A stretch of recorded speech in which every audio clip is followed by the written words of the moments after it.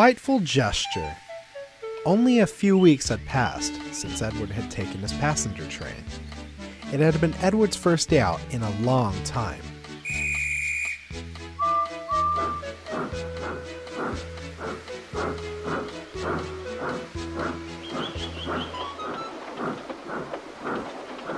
And almost all the engines had given Edward their full support.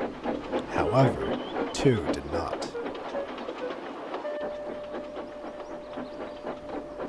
Gordon and 98462 were quite displeased with Edward.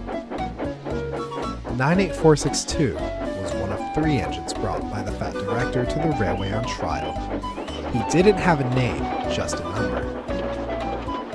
He and Gordon had a great deal in common. They were both rude and cocky. However, unlike Gordon, he never seemed to know when enough was enough.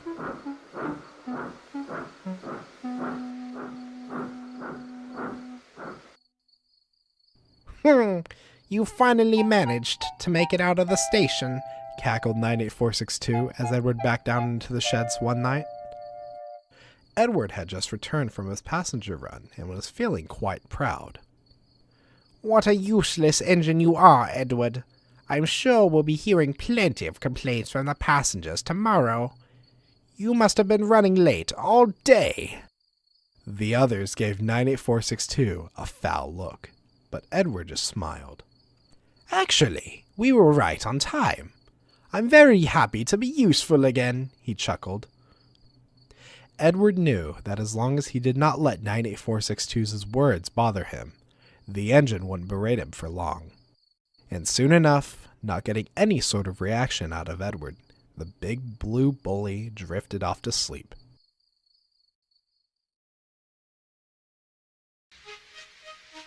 As Edward was now working regularly on passenger trains, the Fat Director extended the timetable to run later into the evenings.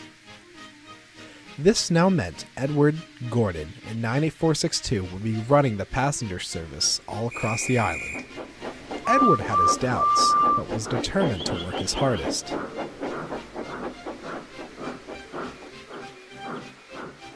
Fortunately for him, he ran the loop line, so only saw Gordon and 98462 at the big station. The weeks passed. Edward thought his trains were getting heavier and heavier, or he was getting older and older. The other engines had noticed this, and offered to help. Ooh. No thank you, panted Edward. You have your own trains to manage. We can't upset the Fat Director's timetable.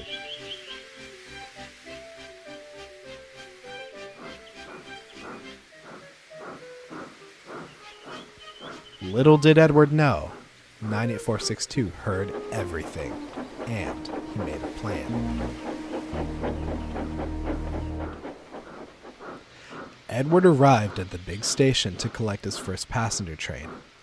When he arrived, he saw that there were no coaches. Thomas must have woken up late again, he thought.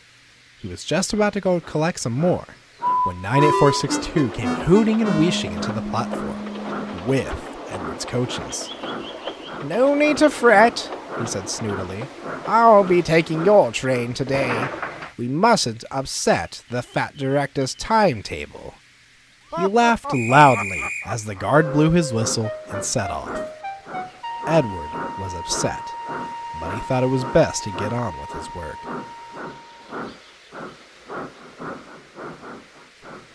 That evening, Edward was backing into his berth, as 98462 was boasting loudly. We don't need Edwin anymore. I've proven I can manage 2 trains at once. Why keep him around when all he does is get in the way? Edward helped build these rails that you run on, fumed Thomas. Without him, none of us could have a railway to work on. 98462 interjected. He's a thing of the past. Us bigger tender engines are faster, stronger, and more up to date than old iron. Edward finally gave up. He decided to take a stand against 98462.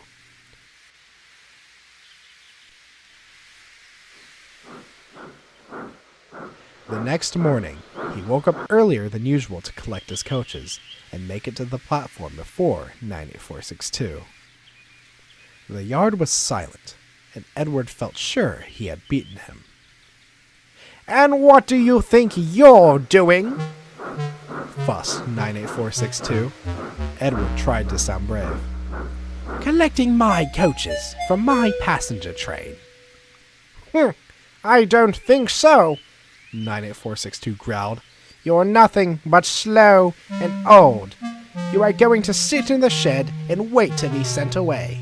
Or even better, scrapped. Before Edward could say another word, 98462 backed down onto his line and coupled up to his coaches.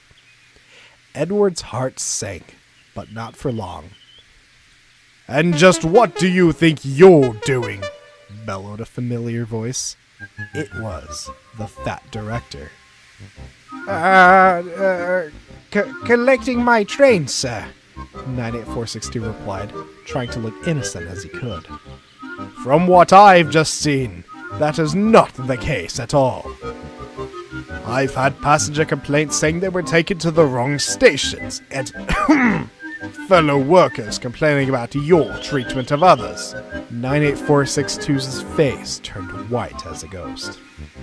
"My engines," the fat director went on, "work hard and help fellow engines. You have done neither of those. Let me remind you, I had brought you here to work here on trial, and I can see you are not fit for my railway. You shall go back home to the other railway tonight. For now, I want you to go back to the sheds immediately." 98462 couldn't muster up a response, so he sulked back to the sheds. The fat director turned to Edward. "You must understand, Edward, you are one of my engines. You might not think so, but you are not alone on this railway. If you have any troubles, you must come and see me right away. Understand?" Edward could see from his warm smile that the fat director was told everything. He looked across the yard and saw Henry and Thomas smiling back. "Now, you have a train to pull. Then after that, I want you to have a nice long rest." As he set off, he felt his position on the fat director's railway was secure, and had no more troubles from that day on. That was, until Gordon...